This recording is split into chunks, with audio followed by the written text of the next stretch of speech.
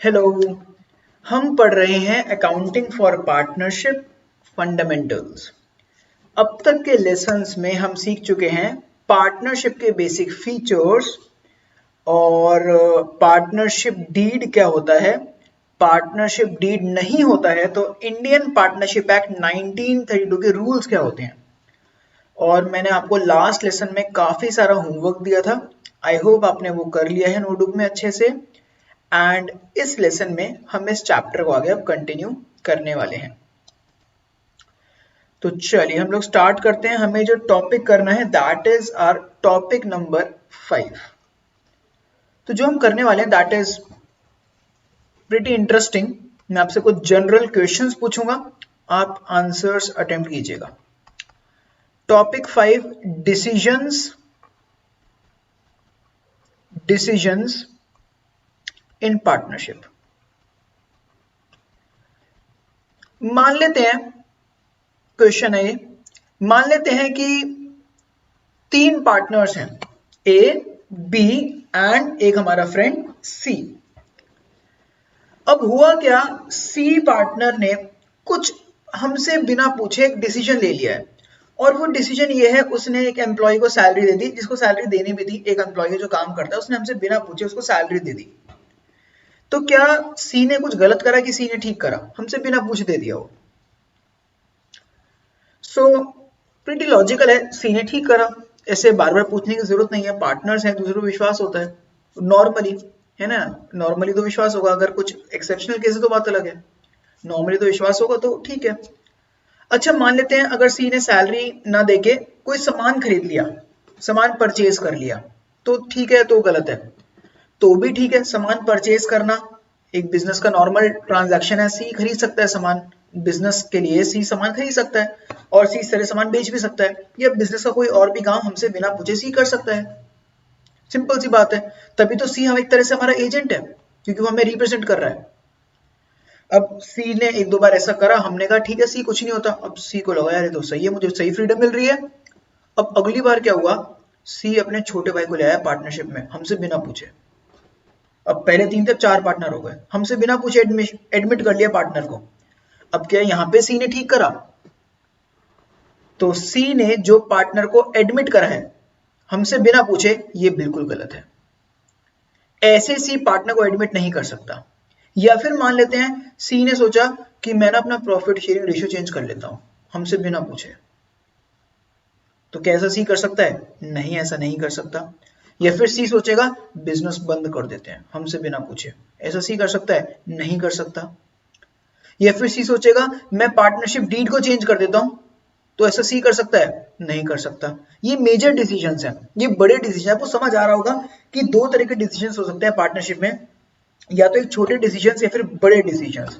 छोटे डिसीजंस को एक पार्टनर अकेले चेंज कर सकता है, बट बड़े डिसीजंस को सारे पार्टनर्स मिलके चेंज करेंगे, वो सबके साथ होना चाहिए डिसीजन। तो यही चीज आपको लिखवाने वाला हूँ, काफी लॉजिकल चीज है ये और बढ़िया चीज है ये। तो हम लिखते हैं इसी चीज को, डिसीजंस पार्टनरशिप में 2 तरीके के हो सकते हैं। या तो डिसीजंस होते हैं माइनर डिसीजंस, छोटे डिसीजंस। माइनर डिसीजंस का मतलब है decisions relating to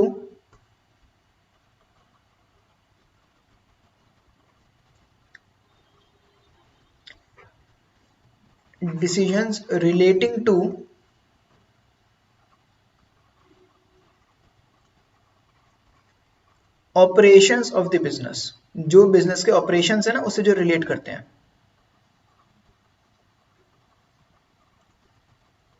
example, purchase of goods, sale of goods, business के normal decisions.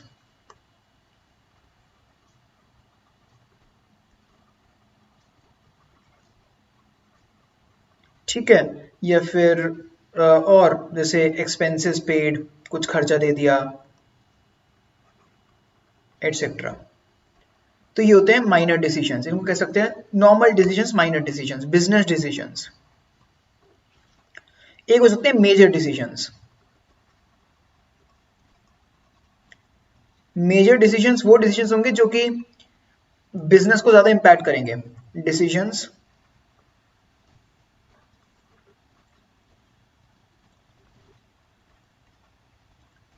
that have big impact on business। Example, जैसे एडमिशन ऑफ अ पार्टनर, एक पार्टनर एडमिट हो रहा है, एडमिशन कॉमा रिटायरमेंट, किसी पार्टनर को निकालना है बिजनेस से, रिटायर करना है of a partner, change in PSR, partnership का रेशियो चेंज करना है आपको, प्रॉफिट शेयरिंग रेशियो चेंज करना है, PSR is profit sharing ratio. या फिर हो सकता है आपको मान लेते हैं कोई बहुत बड़ा कॉन्ट्रैक्ट मिला है ना, बिजनेस का बड़ा डिसीजन, आपको बिजनेस को एक्सपैंड करना है, एक्सपेंशन ऑफ बिजनेस एटसेट्रा। तो ये तो छोटे डिसीजन हो गए, बड़ा डिसीजन होगा। अब एक क्वेश्चन आपके दिमाग में आएगा कि एग्जैक्टली कैसे डिस्टिंग्विश करा जाएगा कि कोई डिसीजन माइनर है, कोई कौन सा डिसीजन मेजर है। अब ये तो प्रॉब्लम हो जाएगी ना। तो ये चीज ना पार्टनरशिप डीड में लिखी होनी चाहिए। अब आपके दिल में बहुत सारे डिसीजन ऐसे आएंगे जो कि आपको कंफ्यूज करेंगे कि वो माइनर है कि मेजर है। तो जैसे अब आपके दिल में आ सकता है कि बिल्डिंग खरीदना, अब वो माइनर में आएगा मेजर में आएगा, तो इसका कोई एक फिक्स आंसर नहीं है, ये पार्टनरशिप डीड में लिखा होता है। पार्टनर्स डिसाइड करेंगे कि यार ये वाले डिसीजन ऐसे होंगे जो एक पार्टनर अकेले कर सकता है, और ये वाले डिसीजन ऐसे होंगे जो सब मिलके करेंगे। तो इसका एक फिक्स आंसर नहीं है, बट जनरल आपको आइडिया लग गया होगा। सिंपल बिजनेस डिसीजंस और एक मेजर डिसीजंस। जो माइनर डिसीजंस होते हैं वो ले सकता है कोई भी पार्टनर, वो ले सकता है कोई भी partner. So any partner can take decisions, other partners are bound by it. मतलब अगर एक पार्टनर ने डिसीजन ले लिया ना, तो बाकी पार्टनर्स को वो चीज माननी पड़ेगी। आप इसको बोनाफाइड इंटेंशन के साथ लेना, मतलब गुड फेथ में लेना कि चीजें ना यहाँ पर ऐसा नहीं है कि कोई फ्रॉड यहाँ पे कुछ ऐसा करना चाह रहा है, मतलब आप रैशनल थिंकिंग रखना अपनी। तो छोटे डिसीजन अगर एक पार्टनर वो ले लेता है तो बाकी पार्टनर से मान जाते हैं, सो दैट इज फाइन। कोई एक नॉर्मल डिसीजन एक अकेला पार्टनर ले सकता है, बट बड़ा डिसीजन एक नहीं अकेला पार्टनर नहीं ले सकता है। तो ये यहाँ पे सिंपल कन्वे कर रहा जा रहा है। सो जो भी मेजर डिसीजंस होंगे, जो भी मेजर डिसीजंस हैं, कैन बी टेकन बाय या तो consent of all partners, by से पहले हम वन लिखते हैं, can be taken number 1 by consent of all partners, सारे पार्टनर से तो अग्री कर जाए, या फिर और ऑप्शन नंबर 2 है एज पर पार्टनरशिप डीड, या तो पार्टनरशिप डीड में लिखा हो।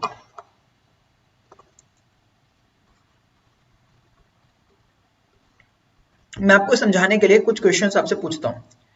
देखो माइनर डिसीजंस में तो कुछ ज्यादा कॉम्प्लिकेशन है नहीं, कोई छोटे डिसीजन है वो अकेला पार्टनर ले सकता है, वो डिस्कशन भी कर सकता है, अकेला भी ले सकता है, ठीक है, तो उसमें ऐसा कुछ प्रॉब्लम है नहीं। मेजर डिसीजन, क्वेश्चन ये है बिजनेस में किसी को एडमिट करना है। मान लेते हैं पार्टनरशिप में 10 पार्टनर्स हैं, 10 में से 9 पार्टनर्स कह रहे हैं उनके पास पार्टनरशिप डीड नहीं है, 9 पार्टनर्स कह रहे हैं कि एक पर्सन को एडमिट कर लो, एक पार्टनर मना कर रहा है। तो क्या नए पार्टनर को एडमिट करा जा सकता है? 10 पार्टनर्स में से 9 पार्टनर्स कह रहे हैं कि एक नए बंदे को एडमिट कर लो, एक पार्टनर मना कर रहा है, पार्टनरशिप डीड नहीं है। तो क्या उस नए पार्टनर को एडमिट करा जा सकता है? द आंसर इज नो, नहीं कर सकता। देखो क्या लिखा है, bye consent of all partners, जितने भी पार्टनर्स हैं सारे, ऑल पार्टनर्स, ये लिखा मेजॉरिटी पार्टनर्स 50% से ज्यादा होने चाहिए, नहीं, ऑल पार्टनर्स को एग्री करना पड़ेगा, नहीं एडमिट कर सकते उसको, सारे पार्टनर्स को एग्री करना पड़ेगा। नेक्स्ट क्वेश्चन, पार्टनरशिप है, उसमें 10 पार्टनर्स हैं, पार्टनरशिप डीड है, पार्टनरशिप डीड में लिखा है कि इस पार्टनर को एडमिट करा जाएगा इस डेट पर, किसी एक पार्टनर को एडमिट करा जाएगा, नए बंदे को डेट में लिखी है कि इस डेट पर एडमिट करा जाएगा। अब उस डेट पर 4 बंदे मना कर रहे हैं 10 में से कि इस बंदे को एडमिट नहीं करना चाहिए, तो क्या नए बंदे को एडमिट कर सकते हैं? पार्टनरशिप डीड में लिखा है कि एडमिट कर सकते हैं, और 4 पार्टनर सब मना कर रहे हैं, 6 पार्टनर्स कह रहे हैं कर सकते हैं। द आंसर इज एडमिट कर सकते हैं। चाहे 4 की जगह पे 9 पार्टनर भी मना कर रहे होते हैं ना, तो भी एडमिट कर सकते हैं। पार्टनरशिप डीड सर्वो सर्वा होती है। पार्टनरशिप डीड कॉन्स्टिट्यूशन होता है, इसको याद रखिएगा, मैं लिख देता हूं। Partnership deed is constitution. Partnership deed से ऊपर कुछ नहीं है। Partnership deed is constitution of partnership. जो पार्टनरशिप डीड में लिखा है वो चीज सच है, उसको कोई नहीं मना कर सकता। अगर मान लेते हैं पार्टनरशिप डीड में ये लिखा है कि पार्टनरशिप 6 महीने बाद खत्म हो जाएगी, तो पार्टनरशिप 6 महीने बाद खत्म हो जाएगी।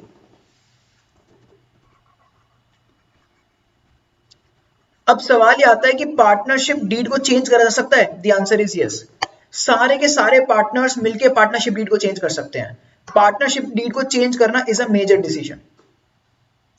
बट अगर पार्टनरशिप डीड में खुद ही लिखा हो कि अगर पार्टनरशिप डीड को चेंज करना है तो मेजॉरिटी पार्टनर्स मिलकर चेंज कर सकते हैं, तो बात अलग है, तो फिर मेजॉरिटी पार्टनर चेंज करेंगे। फिर अगेन जो पार्टनरशिप डीड में लिखा है वो सर्वो सर्वा हो गया ना।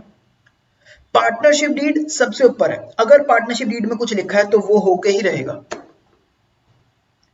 और पार्टनरशिप डीड को चेंज कौन करेगा? सारे पार्टनर्स। इसका एक्सेप्शन ये है कि पार्टनरशिप डीड में अगर ये लिखा है कि कुछ पार्टनर चेंज कर सकते हैं, तो फिर वो पार्टनर चेंज कर सकते हैं। तो ये चीज आपको समझ आ गई होगी। मैं आपसे 1-2 क्वेश्चन और पूछ लेता हूं जस्ट आपको क्लैरिटी के लिए।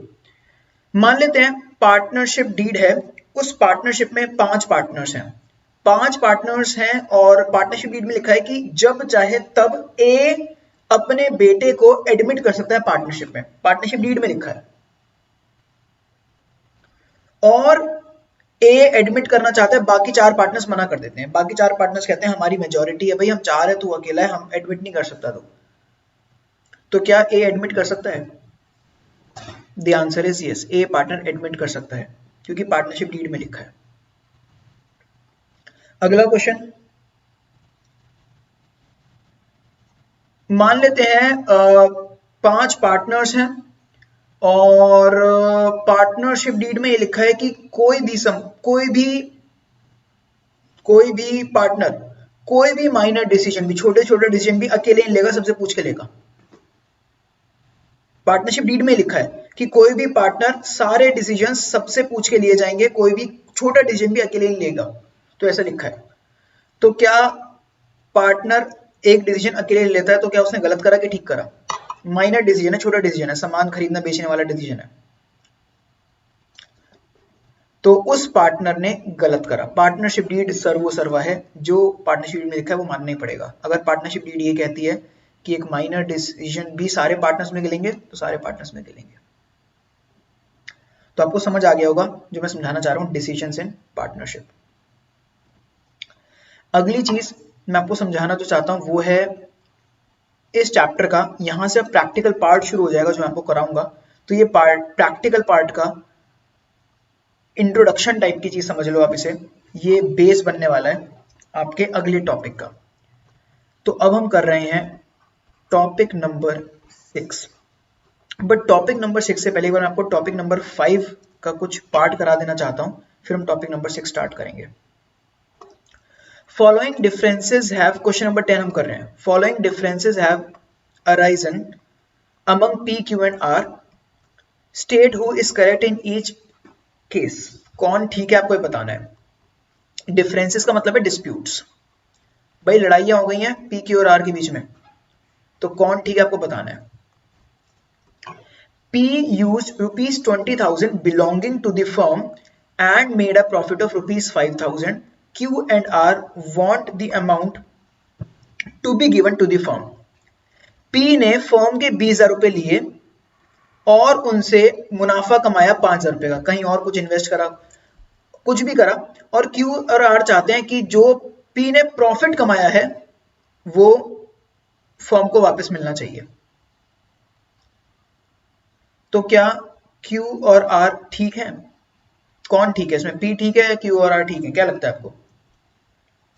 The answer is Q and R correct.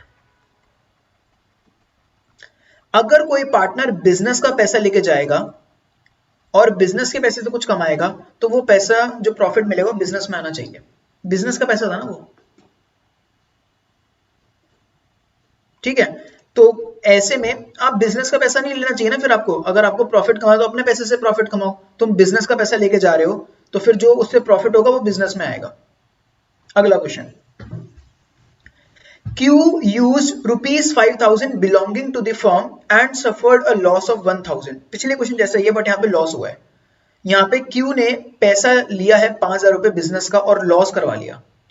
अब he wants the firm to bear the loss। वो चाहता है कि फर्म को लॉस, पूरा लॉस फर्म को मिले, तो मतलब सारे पार्टनर्स में लॉस बटेगा। तो the answer is Q is wrong. भाई Q गलत है। मतलब अगर प्रॉफिट होगा तो फर्म में मिलेगा, लॉस होगा तो फर्म को नहीं मिलेगा। काफी लॉजिकल बात है ना। सोच के देखो, अगर लॉस भी फर्म को मिलने लग गया तो फिर पार्टनर्स क्या करेंगे? भाई फर्म का पैसा ले लेंगे और जाके गैम्बलिंग में लगा देंगे। प्रॉफिट हो गया तो ठीक है, लॉस हुआ तो पूरी फर्म झेल लेगी। तो ये तो गलत है ना। अगर आपको लॉस हो रहा है तो फिर आपको खुद ही झेलना है, तो लॉस फर्म में नहीं आएगा। आप समझिएगा, ये जो पैसा इन्वेस्ट हो रहा है ना, ये फर्म ने इन्वेस्ट नहीं करा है। अगर ऐसा होता कि क्यू ने फर्म के बिहाफ पर कुछ पैसा लगाया, मतलब एज अ फर्म इन्वेस्टमेंट हो रहा है और उस पर कुछ लॉस हुआ तो पूरी फर्म का वो लॉस है, फिर तो फर्म का लॉस है वो, तो फिर सब में बटेगा। बट यहाँ पे लिखा है Q used 5,000 belonging to the firm. Q ने 5,000 रुपए लिए फर्म से और कुछ इन्वेस्टमेंट करिए, कुछ भी करो, उसको लॉस हो गया तो वो लॉस होगा क्यू का। तो समझाया गया मैंने अभी आपको यहाँ पर इस क्वेश्चन के थ्रू कि अगर कोई पार्टनर कुछ पैसा ले जाता है, उससे प्रॉफिट होता है, तो प्रॉफिट वो वापस फर्म में आएगा क्योंकि फर्म का पैसा है। बट अगर लॉस होता है तो वो फर्म में नहीं आएगा, वरना इसको तो एक्सप्लॉइट करके पार्टनर्स फर्म का पैसा ले जाके खूब लॉस कराएंगे, तो उससे सारा लॉस सबको झेलना पड़ेगा, तो प्रॉब्लम हो जाएगी। सोच के देखो, इससे चीजें ठीक नहीं बैठेंगी, है ना। तो ऐसे तो हर पार्टनर जाएगा, खूब सारा पैसा ले जाएगा फर्म से, लॉस कराएगा और कहेगा ये तो लॉस पूरी फर्म को झेलना पड़ेगा, तो ऐसा नहीं होगा। So next question is P and Q wants to purchase goods from A Limited, R does not agree। वो कहता है P और Q सामान खरीदना चाहते हैं A से, R अग्री नहीं करता है, तो क्या होगा? क्वेश्चन एक्चुअली देखो, उसका आंसर ये होगा, अगर P और Q सामान खरीदना चाहते हैं A से, R नहीं मानता, तो बात करनी चाहिए आपस में तीनों को। P, Q और R को बात करनी चाहिए भाई। पूछो R से तो भाई क्यों नहीं मानता। R बोलेगा कि सामान वहां का खराब होता है, तो फिर P और Q कहेंगे ठीक है, और फिर वो कन्विंस करेंगे आर को, अदरवाइज नहीं यार सामान उतना भी खराब नहीं होता, ठीक है, सस्ता तो होता है कम से कम, फिर अग्रीमेंट हो जाएगा। क्वेश्चन एक्चुअली कुछ इस तरह से फ्रेम होना चाहिए था यहाँ पर, पी और Q purchased, wants to purchase की जगह लिख लेना चाहिए था परचेज्ड। पी और क्यू ने सामान खरीद लिया ए लिमिटेड से और आर अब कह रहा है भाई तुमने मेरे को धोखा दे दिया, तो फिर ऐसे में हम कहेंगे P and Q are correct. P और क्यू सही है, सामान खरीद सकते हो क्योंकि माइनर डिसीजन है। माइनर डिसीजन बिना किसी पार्टनर से पूछे लिया जा सकता है। So P and Q are correct. तो क्वेश्चन कुछ इस तरह से फ्रेम होना चाहिए था, ठीक है।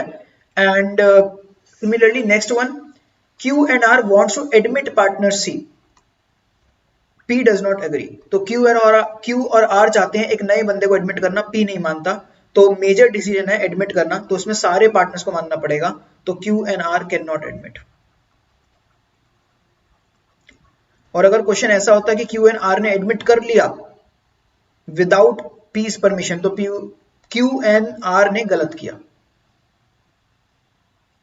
तो आपको समझ आ गया होगा, माइनर डिसीजन कोई पार्टनर ले सकता है, मेजर डिसीजन नहीं ले सकता है, और फर्म के पैसे से प्रॉफिट होगा तो फर्म का, लॉस होगा तो पार्टनर का। तो इस क्वेश्चन नंबर 10 से आपको चीज समझ आ गई होगी। आपको ये होमवर्क में करना है, अच्छे से प्रेजेंट करना है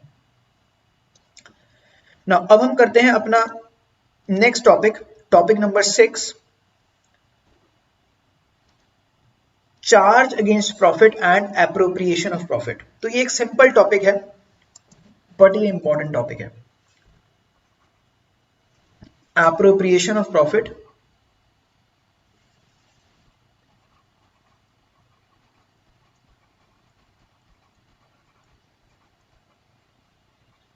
versus charge against profit.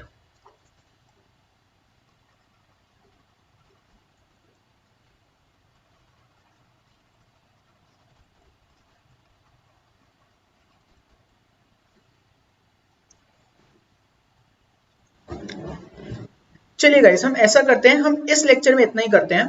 Topic number 6 और 7 दोनों आपस में क्लोजली रिलेटेड है, तो हम वो दोनों टॉपिक्स करेंगे अगले लेसन में। तो आज आपका होमवर्क क्या है? इस लेसन का आपका होमवर्क है क्वेश्चन नंबर आपको 10 अटेम्प्ट करना है, एंड देन फिर मैं मिलता हूं आपको अगले लेसन में। तब तक के लिए अलविदा, बाय बाय।